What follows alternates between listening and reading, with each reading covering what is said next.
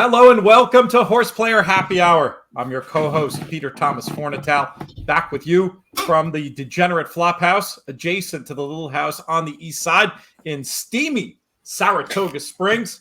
I usually end these shows with thank yous, but today we're going to start with one. Thank you to producer Craig for remembering that we had a broadcast today.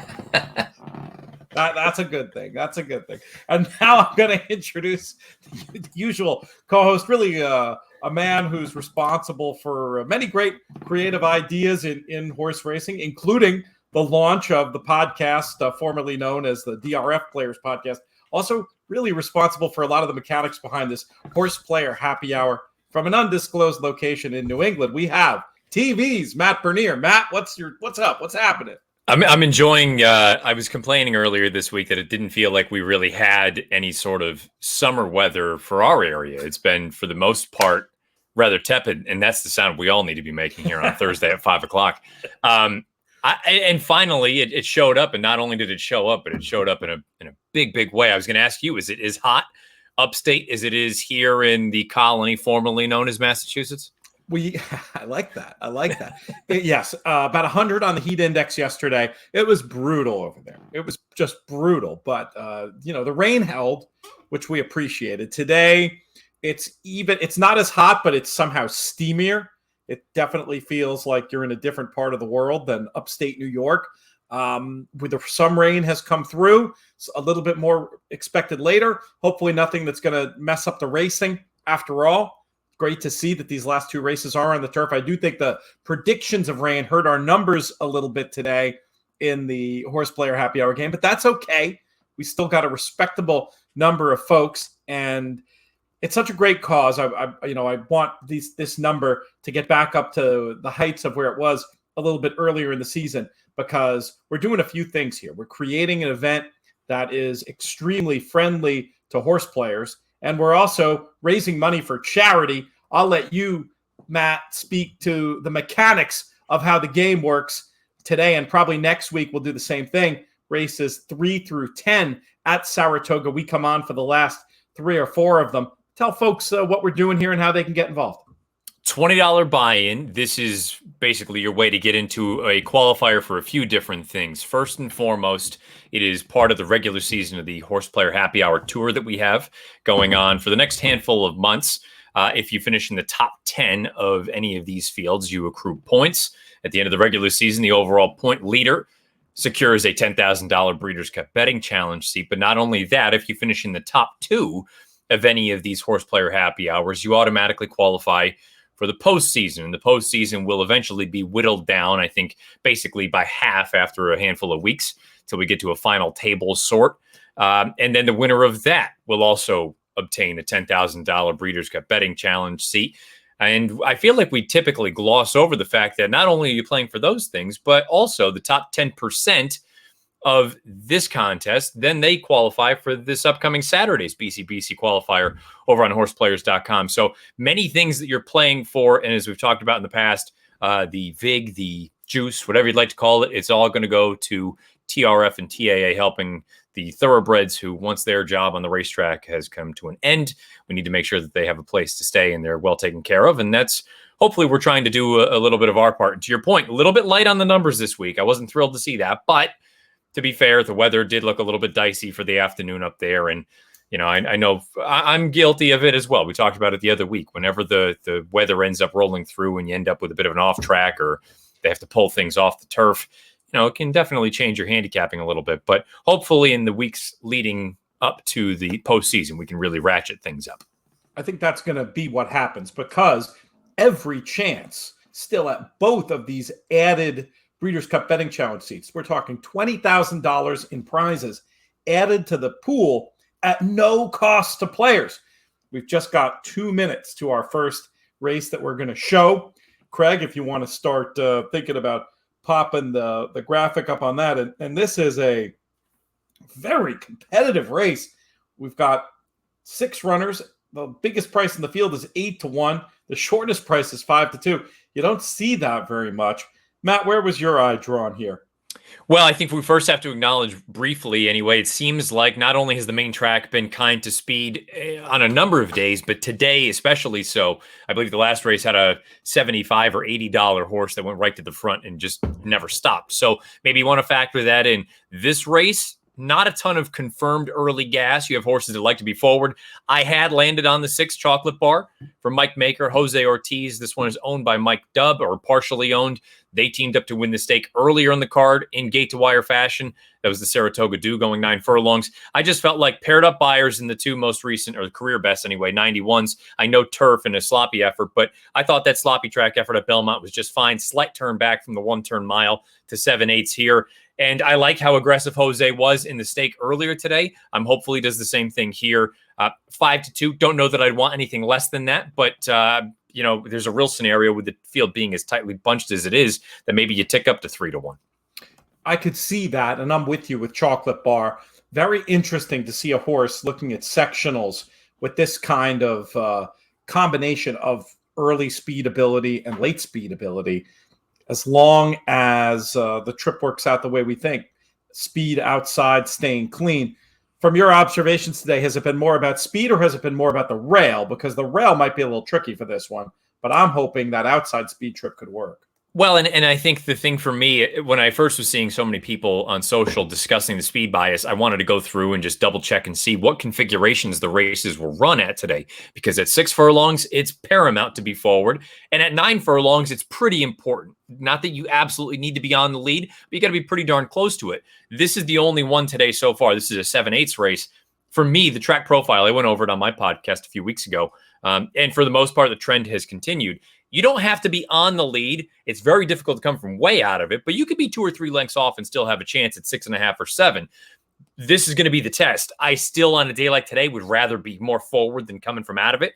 So if you're somebody who likes Mijos, I'm certainly not saying he can't win, but from a running style standpoint, I think he's going to have his work cut out for him today. They have broken from the gate, and every jockey has been paying attention because there was a whole lot of pumping going on, quarter horse style there at the break, as this field tries to establish position. And Chocolate Bar, not too far back, looks like more of a stalk and pounce than a pure speed situation. I don't know. That may give the advantage to before Let Me Know or the 5 Shoplifted. We'll have to see how it plays out here as they're approaching this first turn. I don't mind the way Shoplifted is looking right now at 4-1. But hopefully Chocolate Bar, for our sake anyway, can get into this race sooner rather than later. And I'm not too worried about it. I mean, I feel like if the horse is good enough, this is a prime time position to be in. Value-wise, I think there's a case to be made that Let Me Know, who I think is in kind of trouble right now. We'll find out. He's going to be really the tell if this thing is inside speed. But I think Chocolate Bar should be a winner from here. Let Me Know, I think the argument can be made that from a value standpoint, that 4-1 was actually the right play, air quotes, the right play. And he's rallying. He's finding some more. I don't know if he's going to get there or not. But so, I mean, look, if you want to say it's inside in speed. This was the first horse off, first horse to come off the bridle and kept fine. I mean, that's an old school inside speed track based on just that one race. You would have to think, especially since both Shoplifted and Chocolate Bar, who I thought were moving the better of the 2 outside the quarter pole, they didn't move either way. I mean, it was effectively 1-2-3, 1-2-3.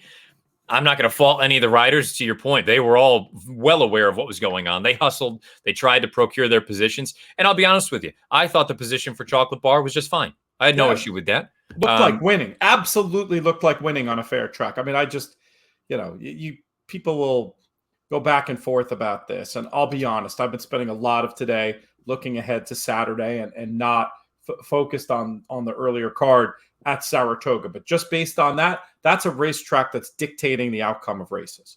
And I would also go another step and say these are the kind of days everyone can identify, that there is some sort of an advantage to being on the front and toward the inside.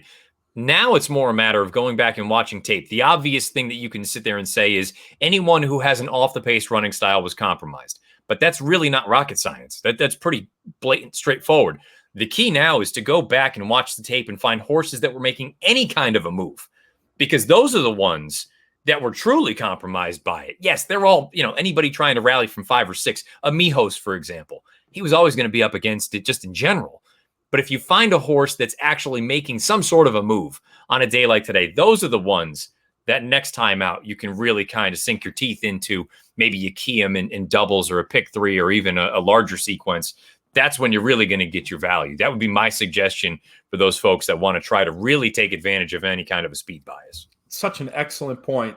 And as many people as will knee jerk and, even when inappropriate, talk about the speed bias after the 1 to 5 shot wins the first race by 3, and then the 5 to 2 shot wins the second race on the lead, by half, and people will be talking speed bias. But as many speed bias players as there are, there's not that many people who then go do the work and upgrade or downgrade the horses accordingly. It's very easy to knee jerk and say, oh, it's all speed, but it doesn't really look. You can maybe try to find the speed in the next race and get lucky and have a winner, but the real work is what Matt said, to go back and track it. And then, like our buddies Duke and Paul Matisse use, I'm sure they won't mind me saying this because Duke said it in the Winning Contest Player. They'll go back and look at the next race and see how it turned out and track it. The horses that they think were aided or hurt by the bias, pay attention, keep a real accounting of it, and then which biases are the ones that you really want to follow and which ones may have been illusory and just because of the best horse. Well, and to your point, which ones were more sort of noise, let's say, than signal, because you need to then be able to either confirm or deny your opinion, and you won't know until those horses from that day come back and run to some sort of extent. I thought you brought up a really important piece, though, and a day like today, I have a feeling, because we're done on the main track, it's going to be very interesting. I'd have to go back and watch. I watched a couple races early. I missed the 1,000,000 to 1 shot that won. You brought up inside, and that can be, I think a lot of people can get suckered into the idea that it's speed, speed, speed. Now, granted, it was 1, 2, 3 across the track in that most recent race that we just watched. So that would tend to lean toward a speed kind of track. But I think so many people fall into the trap of saying, well, it's got to be a speed track. The horse went right to the front and just kind of carried on. Well, in the grand scheme of things, speed horses are going to go break and get to the rail. Well, then you really need to go back and watch the tape, because as the inside the conveyor belt, where horses from the back can make up some sort of ground on the inside. And again, I'm just throwing out circumstances. I have to go back and watch what today has looked like. Maybe it is genuinely just speed. You make the front and you don't stop. But inside can be a little bit of a tricky one, because immediately people go to speed, when in reality, it could just be an inside situation where the speed horses get over there and are carried by the inside bias. It's a fine line. It's very subjective, but it's a fine line. And I think that would be the only thing I would caution folks, that if you're really going to go in and do the work, be aware of the difference between the two. And they can be one and the same as well, but just be aware, because it's not always, one does not always mean the other. That's exactly right. And it's there's a lot of subtleties. I'm tooting my own horn here, but I mean, for me, the Mike Maloney book does the best job of any written material going into some of the biases. But even Mike will tell you it's more complicated even than what's in the book. Tracks can have, there's a lot of different subtle grades and types of bias, even beyond the way that he describes it in the book. But just based on what we saw there, this is a track I'm going to go back and take a careful look at. Real quick, as someone who you've been up there for many years now, and you've seen this track in different ways that it goes. I mean, do you think this is just more a product of it being as hot as it is? Like, what do you think caused this? It's been very unusual weather, and I think that becomes very hard. I think track maintenance has been unbelievable this meet, of keeping there from being biases that dictate the outcome of races. But in extreme conditions, doesn't matter what you do. Sometimes nature is going to take its course, and I think that's what's happening here. So we'll see. Another thing I wanted to mention, and some folks have picked up on this, and we have plenty of people chiming in the comments already. We'll give shout outs, etc. as we go. But that's really the fun of these shows, is the ability to interact with the audience. That's what makes it different than the Matt Bernier show or the In the Money Players podcast. We want the audience to be part of this show. So feel free to chime in. We'll get to your comments and shout outs as the show goes on. But I'm just wondering, looking at the prices in that pick 3, Matt, do we have some opportunity here? Certainly there's some opportunity, but what do we think the chances are that we might get a pick 6 carryover at this point? Yeah, I mean, you would have to at least think that it's a possibility. That most recent race, as we alluded to, the tote was wide open. So I don't think that's one that, I'm sure a lot of people spread in there. And even if you got skinny, it's not because, there was all of a sudden this one, maybe there was one horse that you loved, but I mean, it probably had more to do with the value standpoint in that instance. The $80 horse is probably the one that's going to turn this thing on its head, because on paper, there was even a case that one wasn't necessarily the fastest early. And those are always the days or the instances for me that can lead to those sort of, I don't want to say shoe-in carryover days, but when a horse that makes the front or does something that you don't anticipate them doing, and they're 1,000,000 to 1 and they end up prevailing, that's one that from a handicapping standpoint, you can go back and sit there and say, okay, well, what did I miss? I didn't miss anything. There was no way that I was going to think the horse was going to make the front. So, that's just one of those unfortunate situations where you throw your hands up and you go, we turn the page to the next one. But yeah, to your point, I mean, you've had a few results, a $25 horse in the 6th race, the $80 horse in the 7th race. We'll see what happens in these final 2. I mean, I would say you probably need one more to really, really be thinking, Friday afternoon, you're going to have a nice healthy carryover, but certainly not out of the realm of possibility. Fingers crossed for me at this point. That would be fun if we can get it done. Big carryover on going into the card yesterday, and JK among the people who cut a little piece out of that. Was happy to see that. Few other bits of business. We've got the leaderboard up there on the screen. We'll run through that real quick with Bill Chenvert. Great to see his name up on the leaderboard again. Currently in a share of first place with Sean O'Malley, 84.20.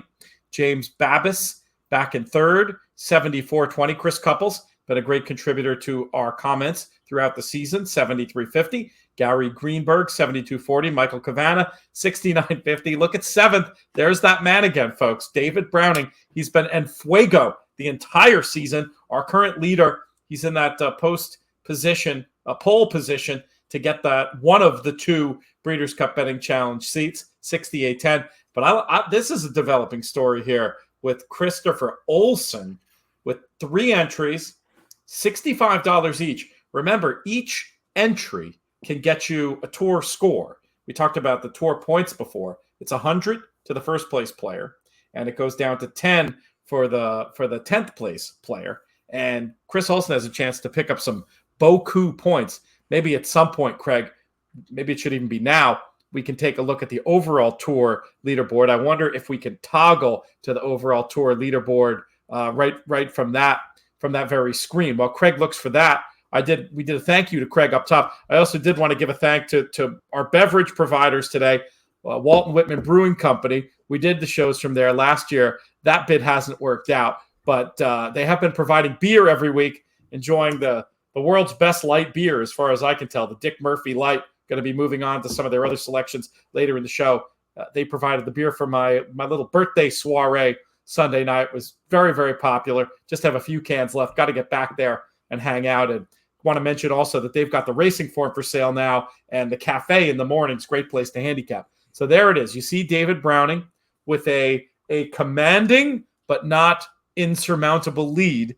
560. Michael Domabel has been writing up Colonial over at InTheMoneyPodcast.com with 350. Greg Lewis, Bruce Meyer, Todd Van Dree, Joe Solito. I mean, all players who've been very active and deserving of those spots. John Kilpatrick, Dylan Donnelly with a very respectable 200. Oh, that's interesting. We got Bill Chenvert, who could be improving on that 170 score, along with Don Marquardt, Derek Vogt, and Michael Cavana. So it's interesting. We're seeing a lot of the same names today as on the leaderboard. So things could continue to get shaken up as well on there. I wonder scroll down a minute, Craig, and see if you see Chris Olson on there. I'm just curious if he, with his 3 entries, I mean, that's the thing, is you could come in cold and have an opportunity to make a real impact on this leaderboard. So it doesn't matter. But I was just curious to see if he'd had an official score yet. Again, you get those scores for top 10 finishes, but it's not, the tour isn't just about that. It's also about any week, as Matt pointed out before, finishing in the top 2. You get that automatic qualifier into the finals. And then if you can't do that, we fill out with the next 40 tour finishers who haven't already punched their tickets for the finals. They get in. So really, in 1 week, you can come very close to securing a spot to being in an 80-runner tournament for a $10,000 prize. Essentially, at that point, a free roll, given all the other benefits you get for playing in these tournaments. Well, and also, let's call a spade a spade. David Browning has been the pace setter basically from jump. And while he's got a healthy lead, knowing the way that the points are distributed and how much time there still is, I mean, this thing is far from over. And to your point, if you get some folks who all of a sudden rattle off a couple of big finishes, and keep in mind, even if you do run in the top 2 and you secure your postseason spot, that doesn't mean that you don't get the points. You still can continue to accrue those points for the regular season. So I think that's the thing that's going to make this interesting, is that even if David has, let's say, I'm going to put a round number on it.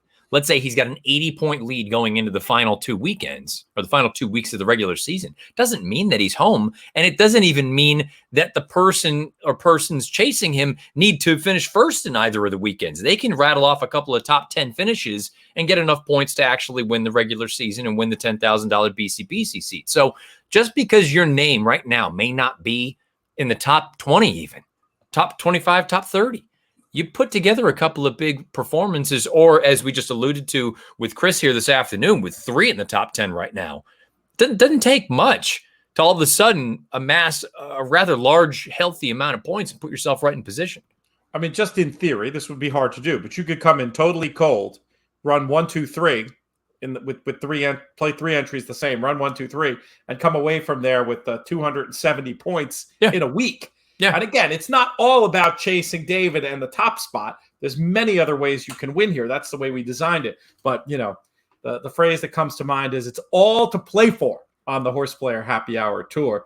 We should reach in and get some more, do some more interviews in coming weeks. It's been a little crazy up here. Haven't had a chance to do much pre-production, but it'd be fun to hear from Michael Domable or David again, some of the people at the top of the leaderboard. I want to do some shout outs and some questions and comments, Matt. We'll start with a shout out to Cyril Sommet.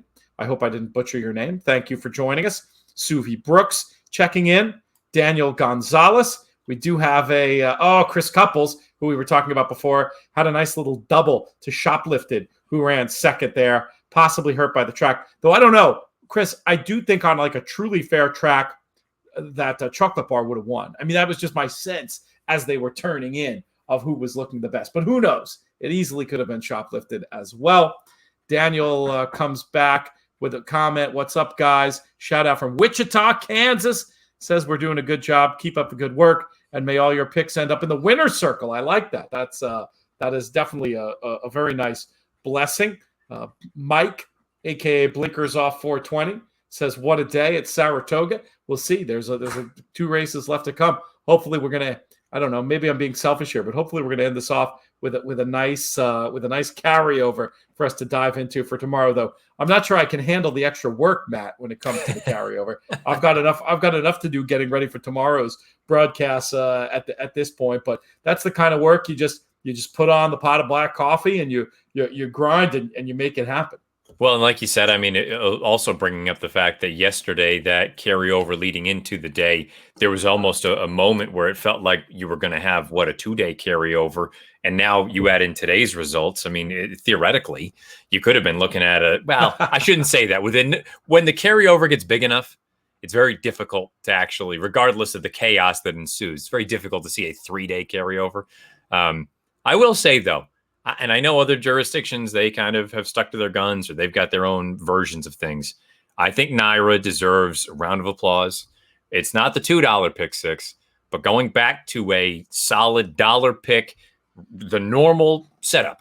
I think you've seen when there is a carryover, people get jacked up about it. People want to get involved. So when you see, because it's been so long since we've seen a sort of, air quotes, traditional pick six carryover of 6 figures, or even, up into that almost $200,000 range like we had yesterday. I mean, that still is a thing. People get excited about that. That becomes the focal point for the day, even on a day that you may have fantastic racing. people at the track are talking about the pick six carryover, as opposed to, let's be honest, some of the other places where you go, oh, well, I mean, there's been a pick six carryover for 2.5 months. So what difference does it make? Yeah, exactly. The phony carryovers with that jackpot stuff. You make some good points. I think the $1 might be the sweet spot, where it doesn't feel like we're getting significantly fewer carryovers than we would with a $2. Players can still get a little bit more coverage.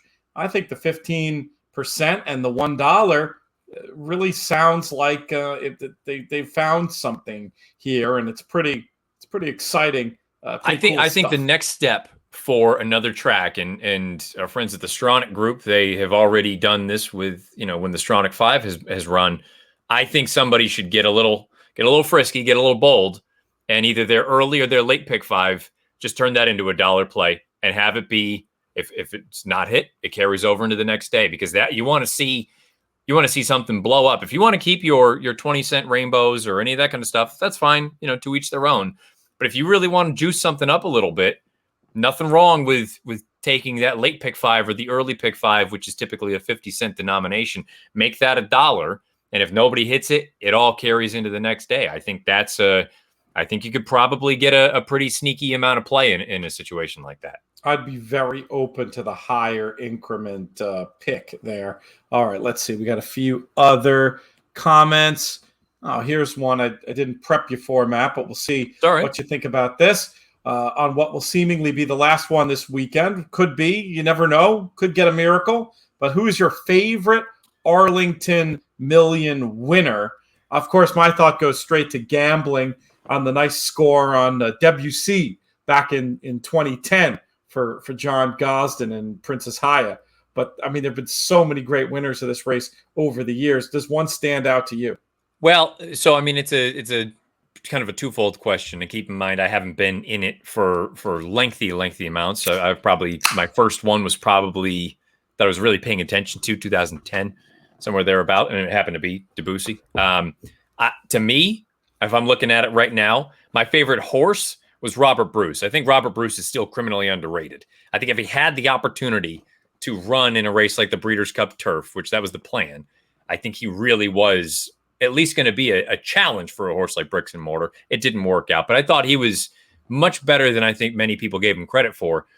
I think from a fan standpoint, he was never my favorite horse, but it was hard not to smile and be happy when the Pizza Man won a few years ago. I mean, that was I don't think people will ever look back at that running and say, oh, it was loaded with Hall of Famers, but there's still something fun about the local horse getting the job done. And the call from John Dooley was exceptional as usual, So, and really, you go through and look at the list of names, especially let's say over the past 10 years that have won this race.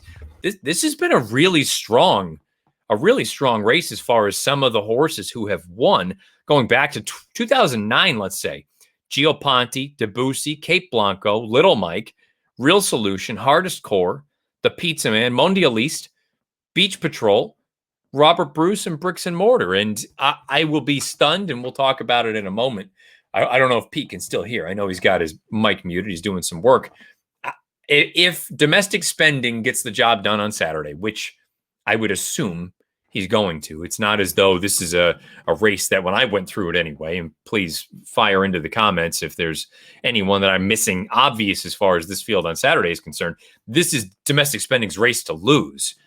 But if he does what I think he's going to do, it adds his name to this list of, let's just use the top 10 or the most recent 10 anyway. And I do see some folks, Franklin Benz brings up John Henry. Again, I'm not even going that far back, but you're right. There have been some excellent horses that have won this race over the years. I think domestic spending would be a very fitting horse if he is as good as I think he is. I think he's in that Bricks and Mortar category. I really do. It would be a fitting send-off for the Arlington Million. And I'm going to continue to call it the Arlington Million, despite the fact that the name has been changed. I love it. It has really been a benefit for Chad Brown these last few years. And then you see that might continue again. Who knows? There's stories out there about miracle scenarios that could come up. I'm not trying to be Pollyannish about it, but we'll see. I mean, it's been the last Arlington Million for the last 3 years, right? So, True enough. So maybe we can maybe we can go a little further. Anyway, that was a great question from James. So thank you very much. And yeah, I love going back and forth with the crowd too. Let us know some of your favorites. I think in terms of, giants of the turf, horses they're going to write books about and whatnot, you got to give it to the 2-time winner, John Henry. I think that we can all probably agree on that. Just looking back in terms of some of the ones that I remember, I haven't been in the game that long, relative to my advanced age. But I remember Awad. That was probably the first Arlington Million winner I remember watching. And that there was that great, it's interesting. It was a great group of turf horses that competed against each other for years in the late 90s, Marlin, Mekki, and Awad. And I didn't realize that they all won Arlington Millions in various years. The Powers Court year, I remember, and all the controversy surrounding that running the year before with Gary Stevens falling, and oh my gosh, that was definitely one of the scarier Million memories. But let us know out there in the crowd who your favorite Arlington Million winner was. Peter thanks us for the tips. Peter, we thank you for participating. John chiming in about the Walton Whitman beers, mentions the special, which is that branded Saratoga special beer. First of all, I'm angry about that beer because I didn't think of doing an in the money beer first. I think we'll have to do that. I think we'll do that next year. My vision is to do it might be a very similar beer to the Dick Murphy Light, but to do it in like a little pony can, those small cans, and try to convince as many places in town to automatically serve them in back of any Bloody Mary ordered. Maybe In the Money can pay for it. It'll be our little calling card. When you order a Bloody Mary anywhere in Saratoga, we get you a beer. That's my dream. I don't think it will happen, but that's my dream, John. You could get very punny. Now, I don't know with the offerings, but if they offer some sort of a double IPA, the In the Money double, something along those lines, you can get very punny if you really want. Yeah, I think this is a good idea. We're going to have to talk to our pals over there. I just busted open the Time is Money. They're the lovely light Hellas, incredible flavor, under 4% alcohol. This is the kind of stuff I like. John, who just chimed in, was part of this wildly successful gumbo night we did last night, Matt, over at Simply Food by Mora out on Maple. And I think we must have sold over 100 tickets. The gumbo, Frank Brightson's gumbo, as re-prepared by Michael Baychok. I mean, I'm snobby about this stuff, as everybody knows, and it was phenomenal. I think I had 3 bowls of the stuff. And we're half thinking that next year we might try to do a battle of the gumbos. Super Bowl of gumbo. Michael Baychok in one corner, Kendrick Carmouche in the other. And we were even fantasizing about having some way of betting on the winner in addition to just voting, so we can get that much more money raised for TRF. But it looks like we might come in around $5,000 for the evening, which not bad at all. And speaking of great local beers, in the spirit of a rising tide lifts all ships, it was Artisanal Brew Works who provided the libations last night. Event was a big success. We encourage people to take a look at our link, trfinc.org/players, for other ways you can support the TRF. And then, of course, the Thoroughbred Aftercare Alliance, who do the critical work of accrediting all the different aftercare organizations. You can donate to them at tbaftercare.com. As you see the horses coming out on the track, we'll get to some thoughts on this race in a few minutes or a minute or two. But I like the idea of hitting some more of these comments. Let's see. We got some people chiming in on the next race. I'll share this comment because I agree. But anyway, you have to be watching the YouTube for that. I probably shouldn't say it out loud, but I was thinking it anyway. Tom chimes in. Good luck, everybody. Got to tune out and actually earn the paycheck today. Fair enough, Tom. As long as you participate in the game. That's the good thing about these pick and pray formats. All the money goes in. All the picks go in ahead of the first race. So even if you have to work, you can do that. Let's see. Mike says, thought they'd take more out. It says right on the screen, 15% pick 6. So I'm pretty sure that is correct. Here we have Franklin, who chimes in with John Henry as a favorite Arlington Million winner. Peter from Joplin, Missouri, says hello. We appreciate that. We got a little comment from Nielsen Antonia, great to hear from you. And I like this. That's this good. is good stuff from Joe. A cold double, the Bloody and the Pony beer. That might be it, Joe. I hope you don't need a royalty. I was going to say, the check is in the mail, Joe.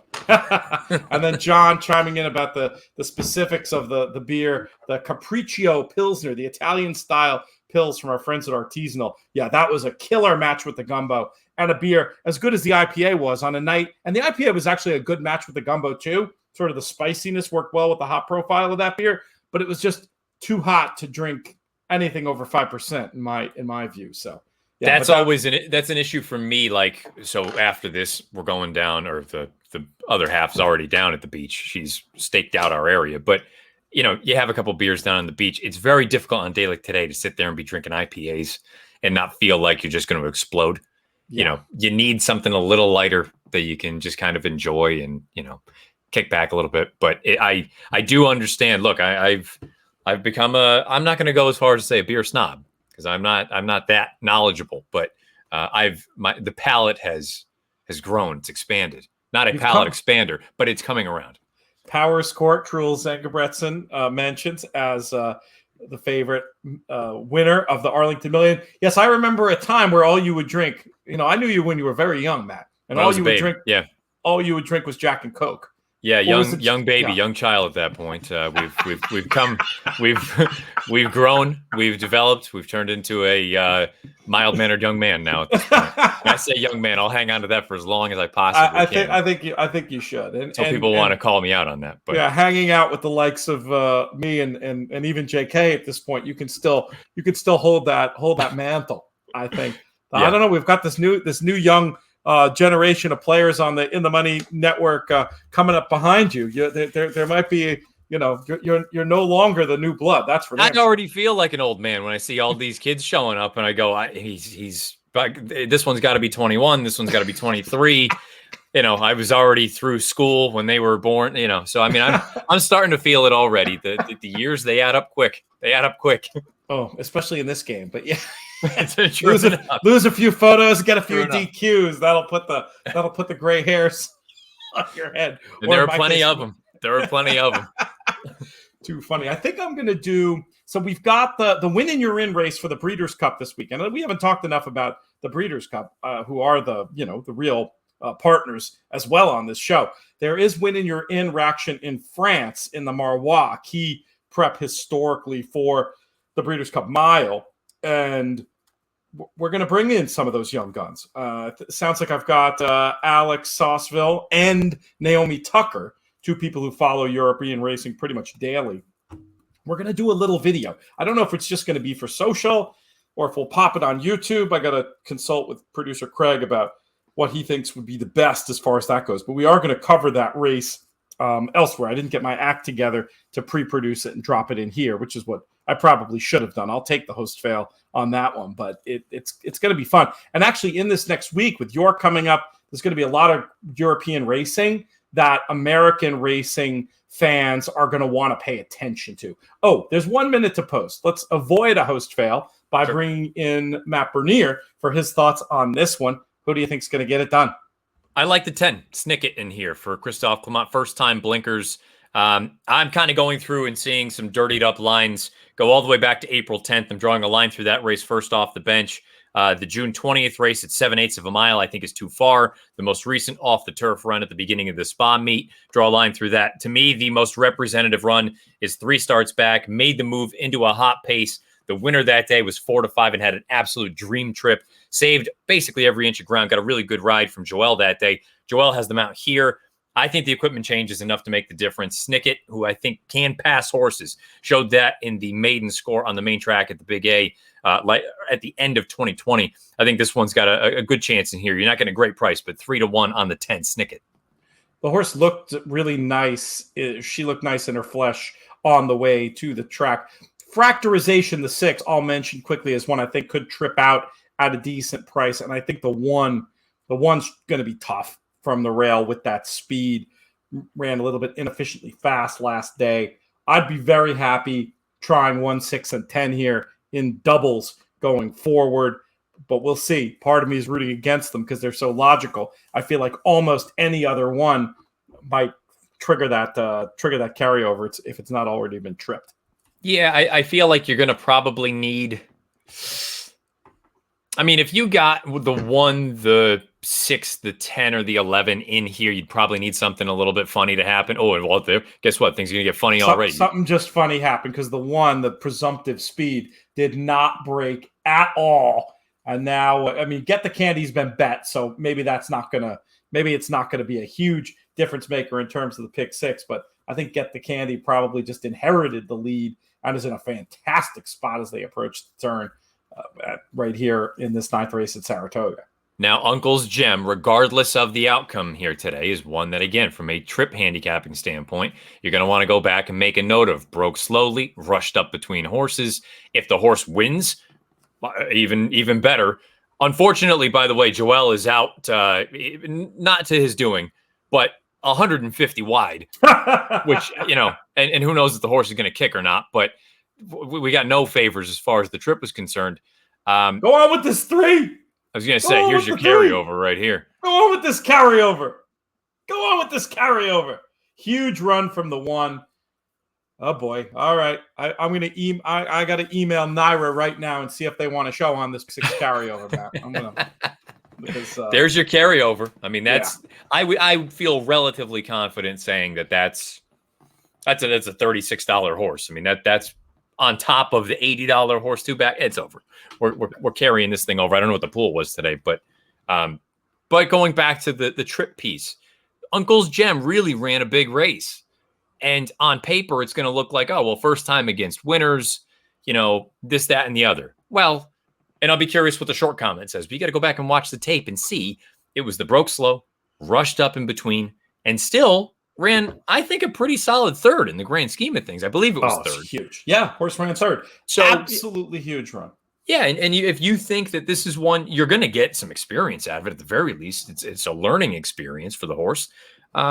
Next out, you get a better situation, a better setup. I don't know what her distance limitations will be.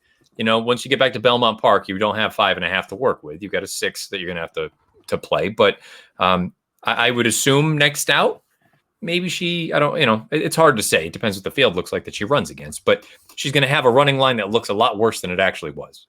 Another point about horses like this, it is possible that trip was so extremely bad and the finish was good enough that she becomes what we refer to on the shows as the international bad trip horse. Correct. Where everybody sees it and therefore the value is gone. But even with those types, make your note because another race later, everybody's going to forget about it. And when you look at your PPs and you can tell the story of this race, like that could help you in the future, even if she's overbet next time. And I'll tell you what, Matt, I haven't been seeing the international bad trip horses haven't been as overbet lately. I don't know why, but it feels like some other things are dictating the market.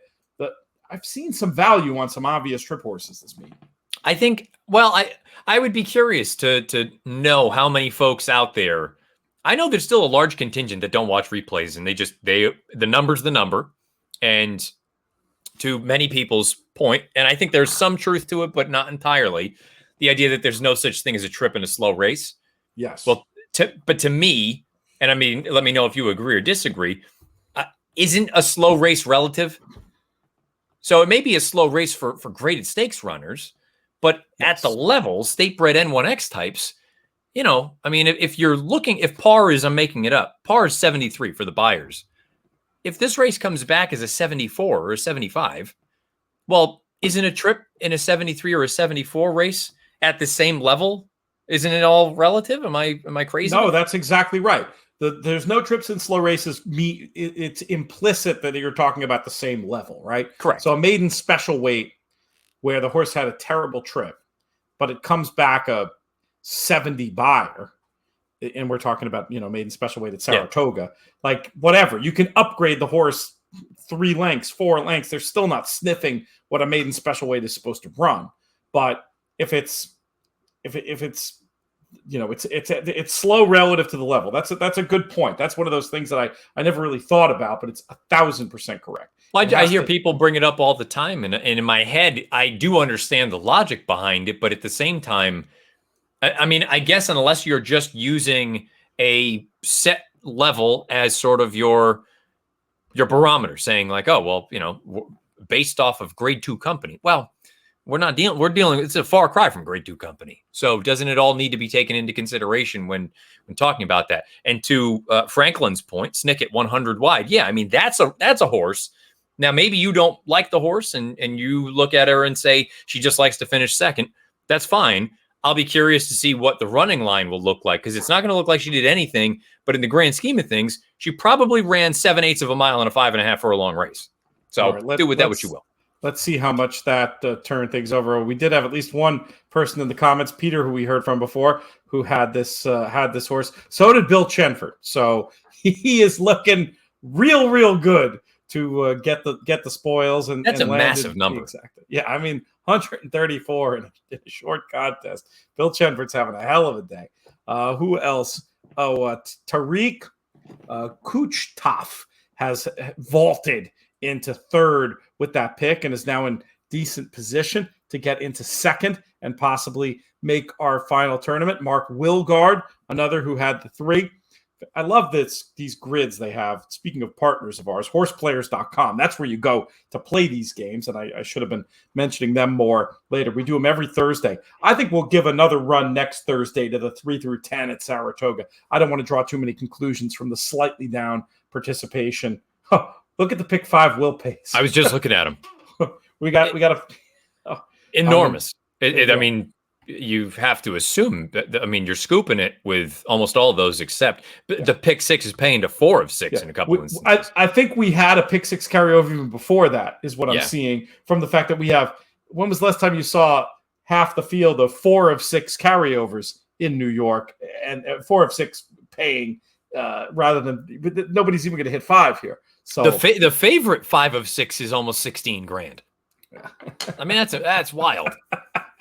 That's wild. That's amazing. Did you see the pick 4? The pick 4s are even enormous. They're like 25 grand. That's amazing. It's amazing. This was a horse that computers did not pay attention to.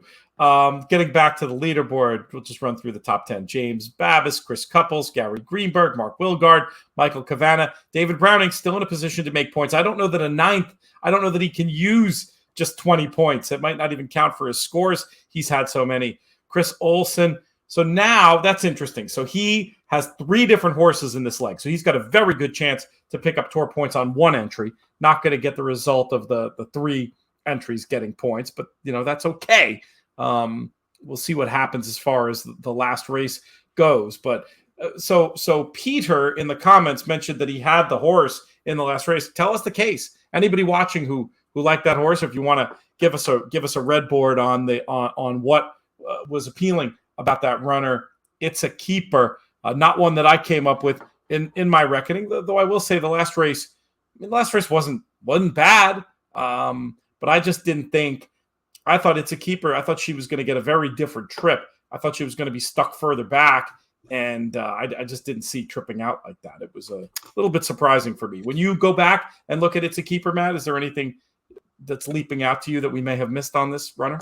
The only thing that I'm finding that I could look back, and again, it's not enough for me that I would have sat here and been like, should have had it. She has fired fresh in the past. Both of her victories have come off of layoffs. This was her first start off of a mild layoff from the beginning of June. So perhaps that had something to do with it. And she still wasn't one that I was really keen on. But again, I mean, look, that's the beautiful thing about handicapping, I think, is that we all are looking at the same thing, but we're seeing different things. And it's just trying to, I don't want to say, putting it all together, but there are those times that you're either going to look at it and, to steal a Costanza, Seinfeld kind of piece, like you're spotting dimes across the room, or you can't see, the paper right in front of your face. So I think that's what makes handicapping so much fun.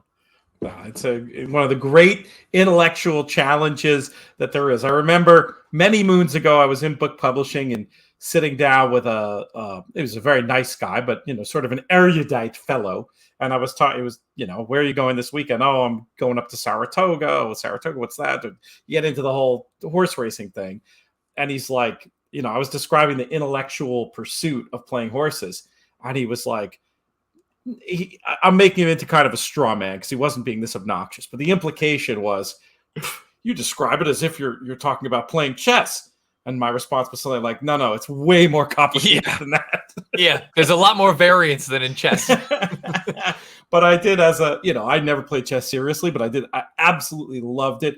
One of the things that, meant that I was going to be a horse player, I think, was I've loved games of all kinds for a long time. And in I would say my like early teenage years, the two games that I really, really, really cared about that I think really planted the seeds for my love of studying form handicapping were both chess and Stratomatic baseball, tabletop dice-based that just gets you, the art and the science of those games is something that I think does set you up to be a horse player for life.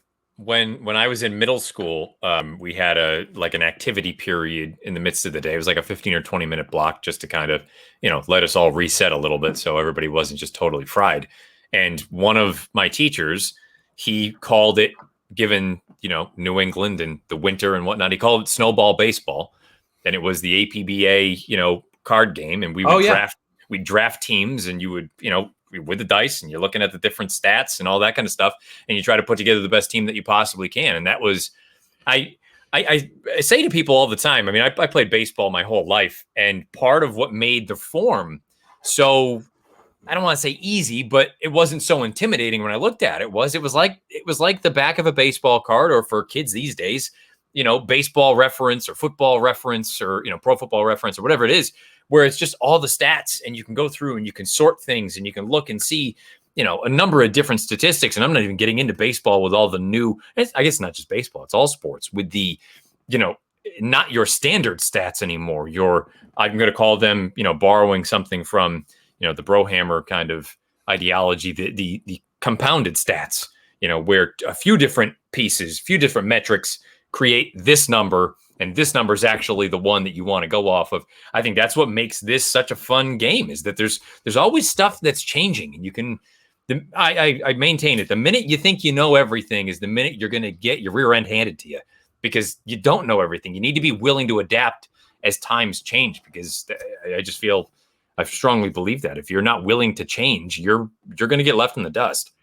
There's some part of me that's still surprised that computers are able to do as well as they are in racing, because it seems like there's so many variables and it's changing all the time that it would be very hard to have the type of success that they do. And I think it comes down to a few things. It comes down to the idea of the economic advantages and perhaps technological advantages that they have are the difference maker. And then it just comes down to this idea that while I firmly believe if you ask me to play 3 cards on a day for, a month, the computer's going to kick my butt. I mean, I just don't think a human mind can keep up when you're dealing with that volume of races and the consistency and the signal that a computer, especially one fueled by AI, can find are going to beat the human. But I still think that cherry-picking human, those right situations where you get that overwhelming intuition that the market is being predicated upon stuff that doesn't necessarily matter, or you have some sort of bit of institutional knowledge. I think the more selective we can be, I still think that the man can beat the machine. And then, of course, there's the notion of trying to do both, the way that Tony Joe has spoken about, or Marshall Graham, or products like Equinedge we've talked about on the airwaves before, that give, or HTR, where the computer and the human are working together, and that idea of man plus machine. I mean, that really might be where the future of horse playing is, but I still think somebody with great institutional knowledge who specializes and keeps notes can use the racing form. And if you choose your spots, you could beat them all. It's another thing that's very charming about the game. Well, and also, too, so you bring up that kind of marriage of man and machine. I'll also add in Again, we talk about some folks are just figure players. They could not care less about how a horse runs or they move or their action or any of that kind of stuff. Then you've got the folks that are, I don't want to say purely, because I don't really know anybody that's purely a tape watcher and they just gamble off that. But you combine the tape. Benny is close.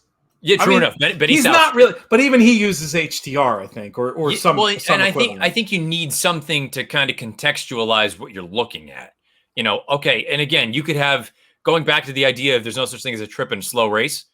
Well, I mean, a trip can be absolutely disastrous, but if a horse is a 35 buyer type, I mean, does it really matter if the winner is going to take a 65 or a 70? I mean, 35 buyer points, if this is, that's, you would need to have the most hellacious trip of all time for 35 points to be the difference piece. You know what I'm getting at? The idea of there is still another layer to the entire equation.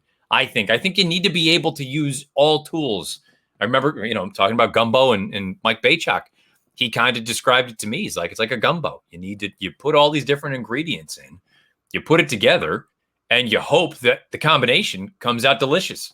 Sometimes it doesn't. Sometimes it comes out terrible, but you need to, that's why you go back and you tweak it. And I think that was one of my favorite sort of analogies or comparisons as to like what you're actually doing. That's great. That's very good. That needs to be in a book. The gumbo idea and how the gumbo ends up tasting. Yeah. Last night it really was brilliant, though. A few more. Let's get the audience back involved. Michael, frequent contributor, enjoying the show from Cottage Country, Ontario, Canada, gives us a nice little keep up the good work. Joe, again, best part of Marlin's million on the trip. He also learned to play craps on a riverboat in Gary, Indiana, because he couldn't lose money fast enough. That's amazing. I understand the like emotional appeal of craps, but I've never thrown the dice in anger. Have you? What's your feeling? I know JK loves it. Where do you stand with craps? I love craps. Now, I hate throwing the dice. I don't want to be someone involved with. And even when things are going well, and granted, they kind of have to go bad for you to end up getting onto your turn. But the point is, I just say pass it along. I don't want to throw them.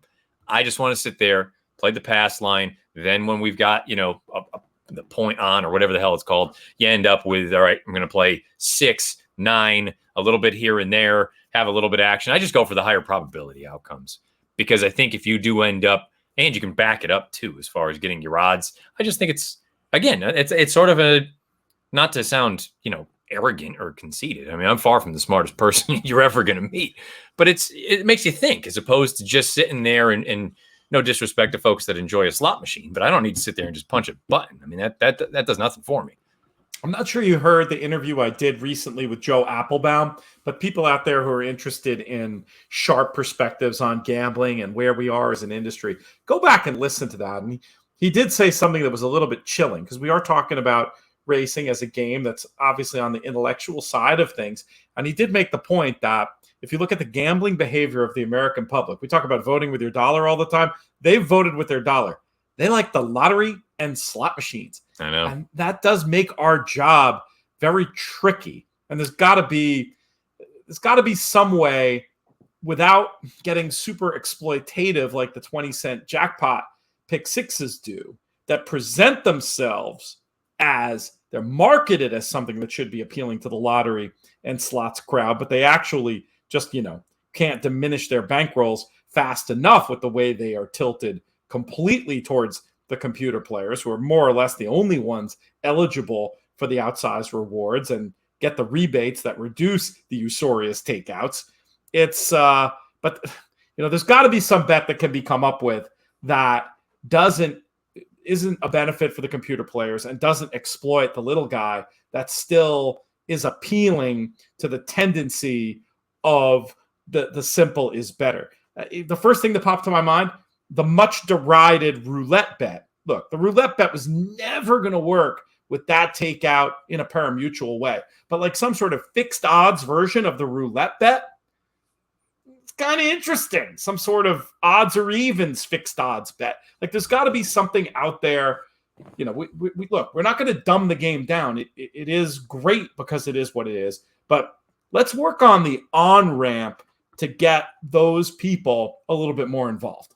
I think, and I assume they still offer it, but I think it may not be a wager that the diehard loves, but I think something like the Grand Slam that Naira offers, where basically the first 3 legs, you got to have your horse run in the money, and then you got to have the winner in the payoff leg.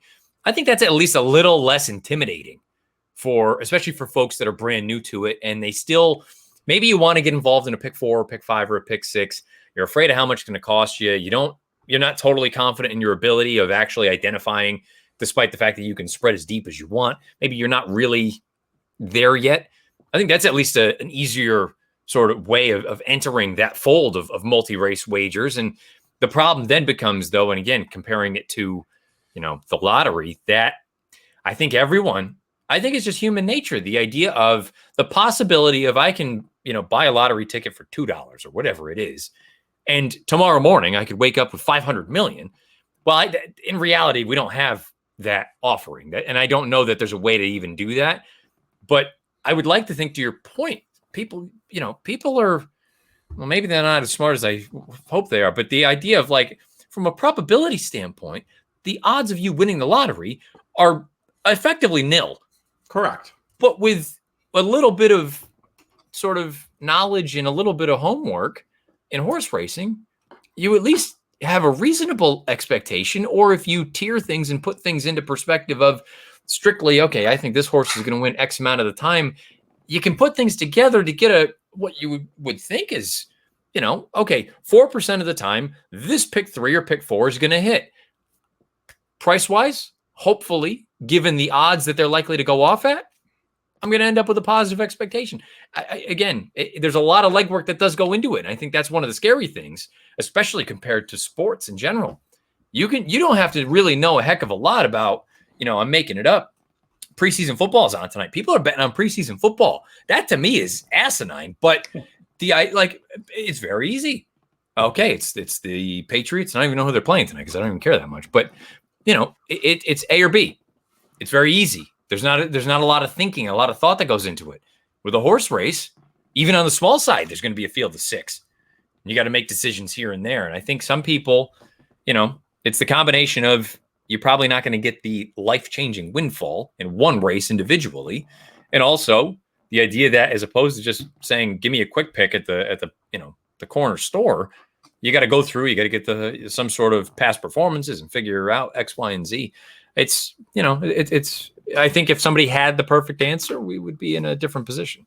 There's a few follow-up thoughts on that. I love the idea of using the way these bonuses get insured for players at an event like the NHC, National Horse Players Championship, coming up in just a couple of weeks' time.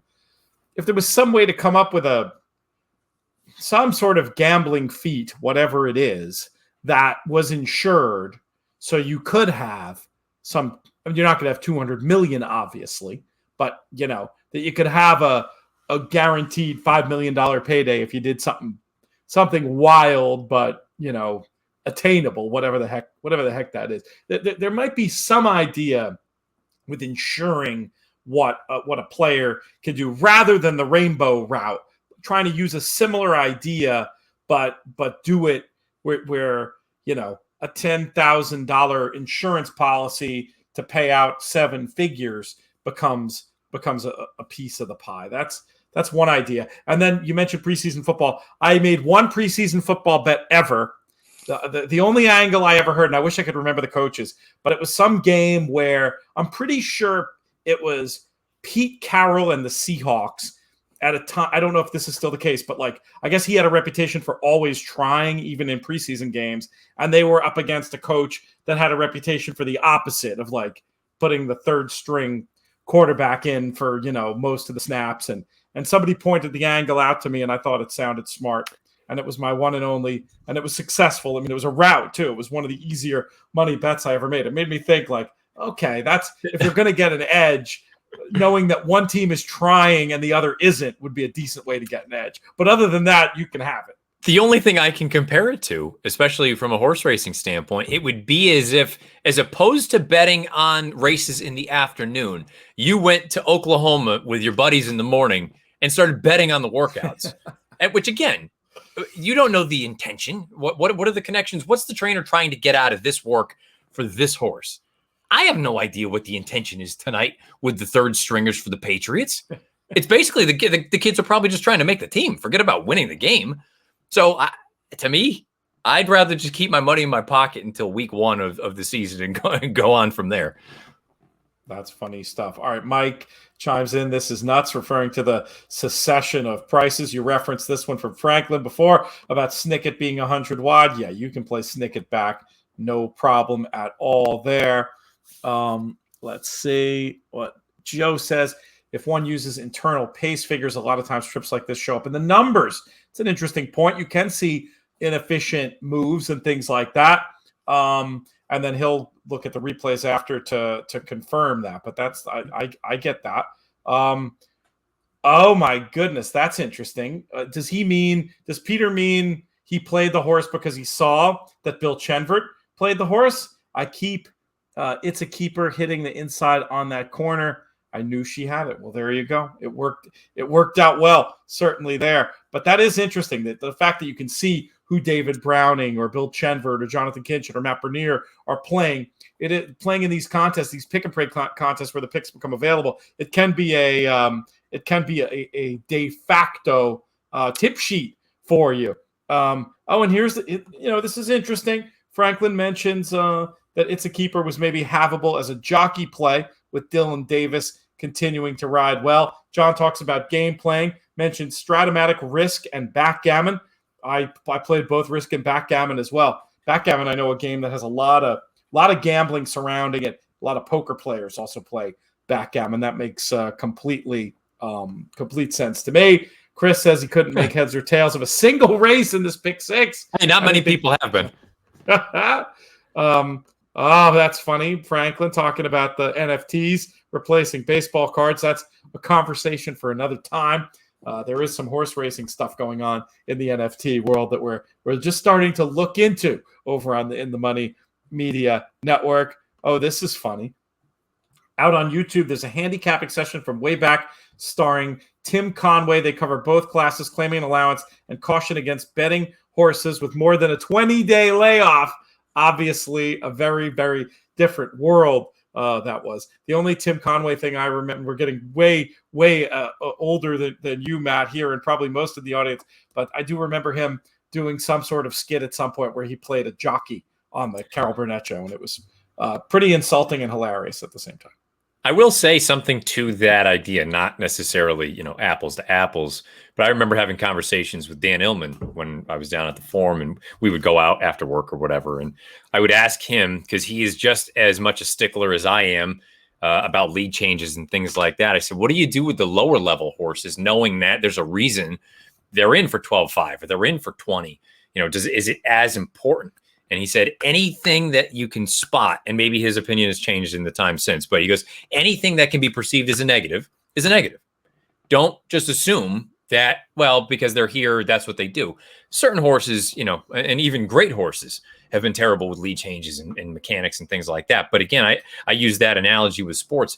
Certain athletes can get away with terrible mechanics because they just are simply brilliant. Whereas the lower level players, we can't get away with doing, throwing the ball the way that Vince Young used to throw it when he was at the University of Texas, because we don't have the God-given ability or the natural talent that Vince Young does. You wouldn't teach someone to throw the ball like that unless they were just an absolute specimen.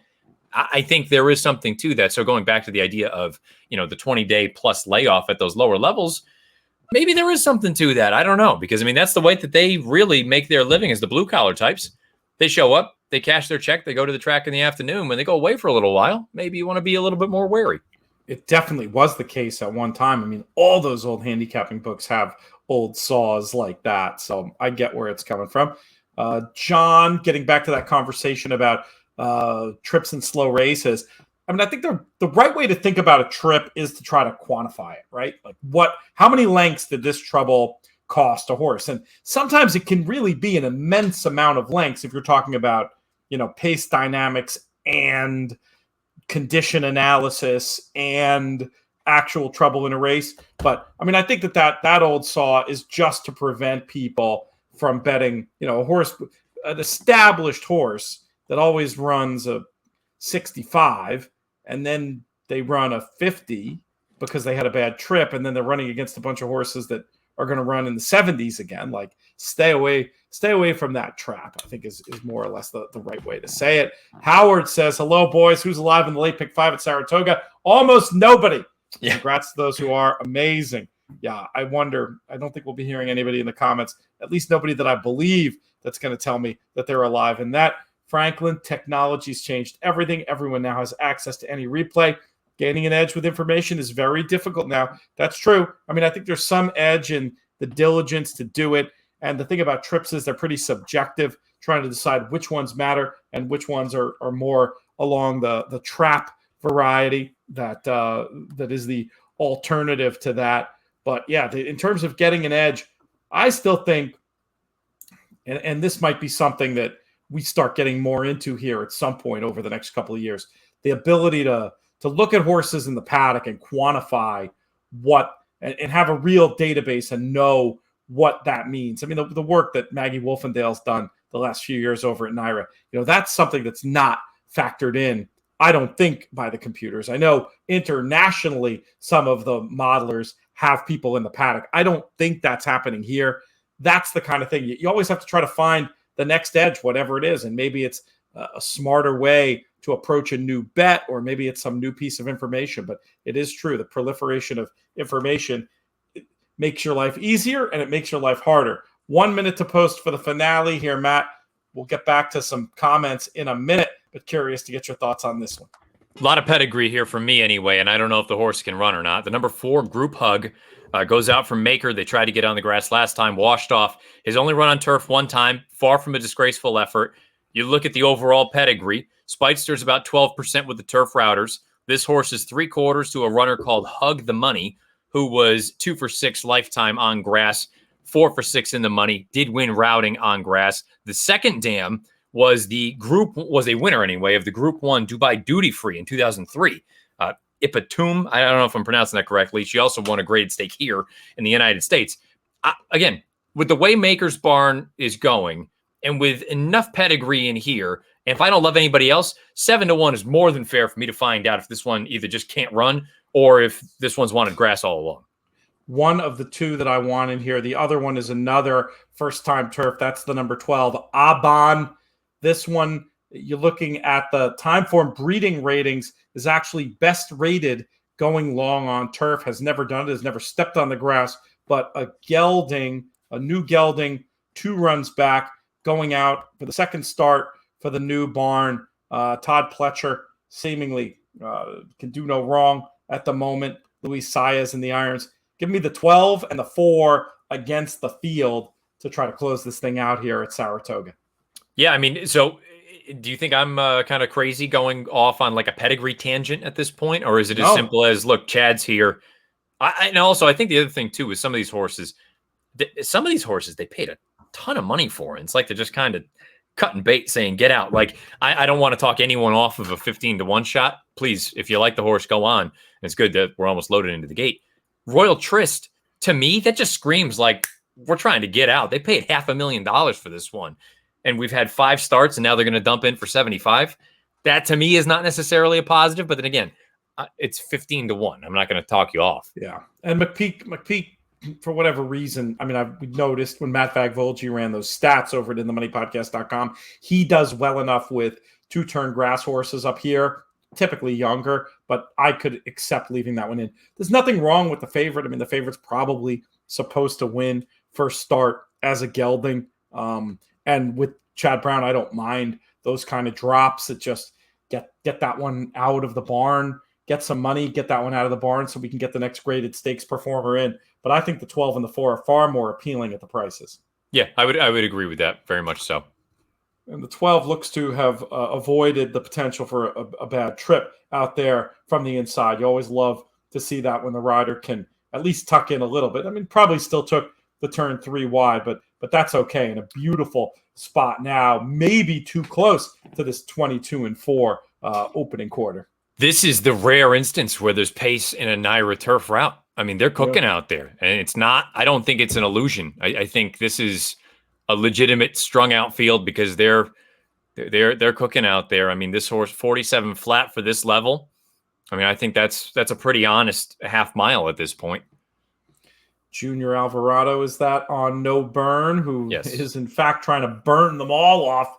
I got to figure those early exertions are going to tell. And Abon, the 12, I mean, I'm worried this has moved into a hot pace.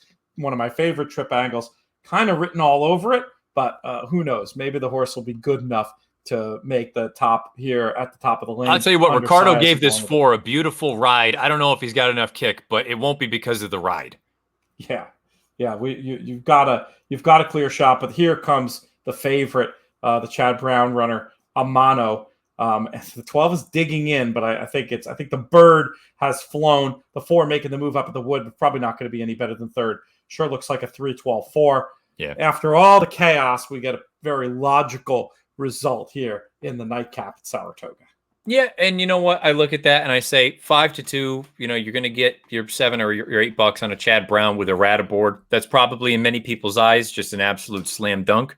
I thought the horses that you and I both kind of identified, I thought they acquitted themselves very well at better prices. And the type of strategy in that race for me, when you have that 2 against the field, sometimes I didn't do it here, but sometimes I will just play the favorite over the 2 of them. Use Dutch principles and at least try to get the money back or double up. It's nice when you can narrow a race down like we did that one. It's nice to at least cash a ticket if you're right, even if we didn't get the money properly. Yeah, because that try is probably not going to be all in the grand scheme of things. It was relatively formful, but having said that, in a race with 12 horses, I would think the try for $1 is going to be reasonable. It's not going to you're not going to be buying dinner off it, I don't think, but I think it's going to be decent enough. I love this point from John. Nothing more exciting than a hot craps table. You make lots of fast, best friendships that last 15, 25 minutes tops. Truer words have never been typed. I mean, that was, I'll never forget one of the last casino trips I made prior to everything shutting down was November of, what would it have been, 19, I guess. Went down to one of the casinos in Connecticut. We watched UMass men's basketball take on Virginia at the time. They were the #1 team in the country. And then that night, my best friend, he graduated from UMass. We're at the tables. His brother's there and one of his old roommates is there. And we're at the table with all the Virginia fans. So initially, we're giving each other stuff back and forth, all in fun. But then we caught a heater and everyone turned into, it was like a reunion of best friends from 20 years ago because everybody's high-fiving and hugging. And it was just, I could not agree more with John. If you catch a hot table, there's nothing more fun than that. That's awesome. That's very, very awesome. John Erickson mentions the swinger that they have overseas, where you got to get 2 of 3 in the trifecta. I mean, I wouldn't hate it here. I mean, what my personal experience with it doesn't pay great, but it's an interesting idea and a way to turn it into a little bit of a churn bet, I suppose. Do you ever mess around with that? They sometimes call it the Omni or the Swinger. No, I can't say I have. For me, on a day-to-day basis, I'm pretty boring from a gambling standpoint. I kind of try to stick to win double bets. Double is really if there's something I love, I want to be alive to that horse for more than I'm going to get had I just bet the horse to win. Or I would have had to stake a lot more on the horse that I like to get the return that I was hopeful for. That way, at least with the double, I know I can kind of, again, it's the beauty of being able to see what the probable pays are for a double, that you can at least kind of weight things accordingly. So on a day-to-day basis, I'm kind of I stick to those sort of things.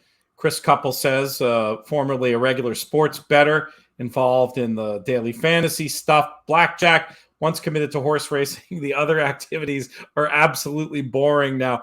I tend to agree. I played a lot of poker during the boom. There was a great edge on poker, Matt, during the boom. You'd go to a place like Atlantic City, and I'd play Limit, okay? So Limit is actually a pretty boring, purely mathematical game, but you get these people who watch on TV and don't understand the difference. Yeah. And, it was hard not to make money. It was a wonderful, very brief activity, but once rededicating myself to horse racing, it just sort of lost all interest. I mean, granted, the edge was gone too, as people just got smarter and smarter. But for a minute there, it was a lot of fun. Peter says, if Maggie Wolfendale says a horse looks dappled and fit, I'd bet it. I think that's probably a really good idea. And then one other one, Bet the Beam was produced to evaluate how a horse would run based on how it looked and acted on the track. What is Bet the Beam, Franklin? If you explain that, we'll talk about it. But it's basically time for us to wrap. We've got a final leaderboard here, and I'm eager to go through it once Craig posts it up there on the screen. But I want to hear more about this Bet the Beam. It sounds interesting to me. I'll be very curious to see how everything shook down. I mean, it seemed very unlikely that Bill Chenvert would be caught, and matter of fact, he was not. But he widening on a 5-length lead to take it. Bill Chenvert with 140-10 to get the job done. Sean O'Malley in second, 84-20. Tariq Kuchov at 80-80. Truls Engelbretson, that's nice, at 76. Truls been very active in our games and our comments. James Babbis had a good day, 74-20.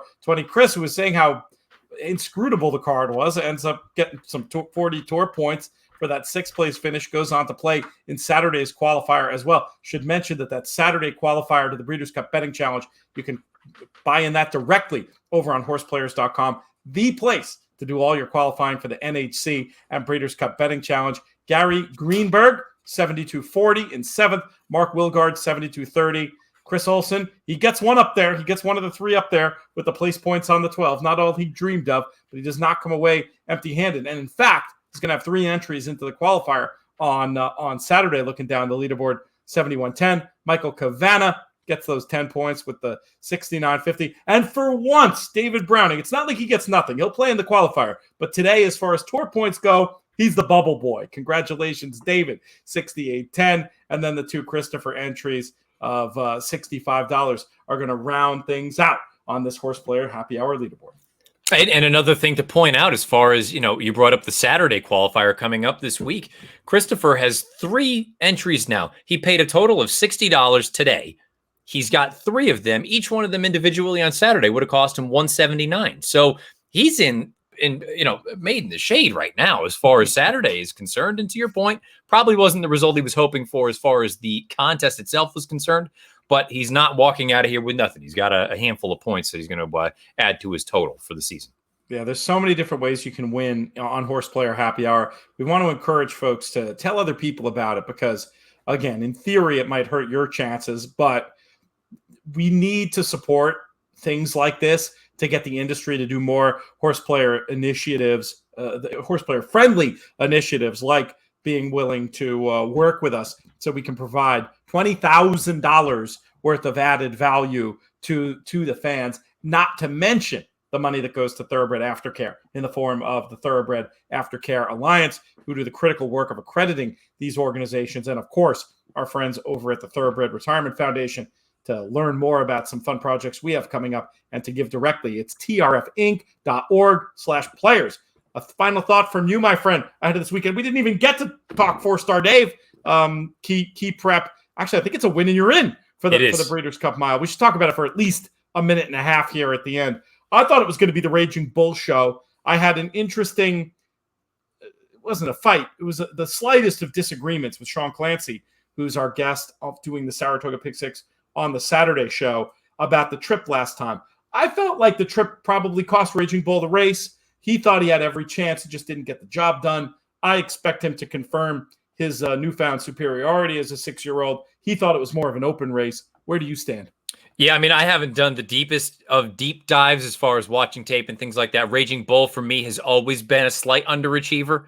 It doesn't mean that he's not a good horse, but I don't think he's really of the cream of the crop as far as Chad's runners over the past handful of years. I was Whisper Not is still really intriguing to me. Coming in from the West Coast, I thought in the Shoemaker, you had to make a decision. You either go or you're content to sit. But frankly, I thought he needed to go. Instead, he got a little bit of an indecisive ride, was hung very wide. It just wasn't ever going to work. You get Jose aboard, and Jose has been rather aggressive over the past handful of weeks, which I like. I think we need to see more of that, especially in New York. And you take a look at the rest of this field, I don't see a great deal of speed in here. So unless Field Pass is going to keep him company, I guess Blowout, but is Blowout speed, is it like proper speed or has it been circumstantial speed? And I mean, has she been handed many easier trips where no one else has wanted to go? Or has she actually hustled out of there to clear off to the front? I think when push comes to shove, she's going to have to take up some sort of an outside trip. Now, granted, she's also owned by Peter Brandt, as is Raging Bull. So I don't want to call her a rabbit, but perhaps she's in there just to ensure some pace. But big picture, I think it's a fun race. I don't have a super strong opinion. I'm looking forward to that. I'm looking forward to the Arlington Million. And not to get ahead of ourselves, because we'll talk about it next week, but very, very curious to see how the Pacific Classic at Del Mar is going to play out next weekend.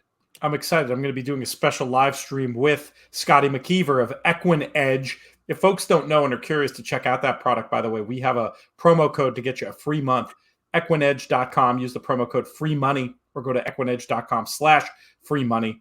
Scotty and I will be doing a little live stream about that day on Saturday. If you like our act, there's a lot of ways you can see more of it. InTheMoneyPodcast.com is the website. We've got daily written content and all manner of podcasts. Matt Bernier does the best job reviewing races, as far as I'm concerned, of anybody out there. Our early week show is a little more of a, I mean, sometimes we review, sometimes it's interviews. It's a little more of a grab bag. But in terms of following what's going on at the top levels of racing week in, week out, the Matt Bernier show is where you want to go. In the Money Players podcast, I think we do an okay job keeping up on things and previewing races at the weekend. We've had some nice winners lately, and we do our show Baby Talk. Sean Tugel of Gainesway and I looking at 2-year-old races. We're going to have more of that this weekend. I mean, Horseplayer Happy Hour is probably my favorite thing that we do, and we really thank you for supporting us, watching on YouTube on the replay, or joining us live. It'll be back next Thursday. Get involved. Horseplayers.com. Contest should post pretty early week, I think, Monday or Tuesday. I think we'll do races 3 through 10 next Thursday. You think this format's worth another go?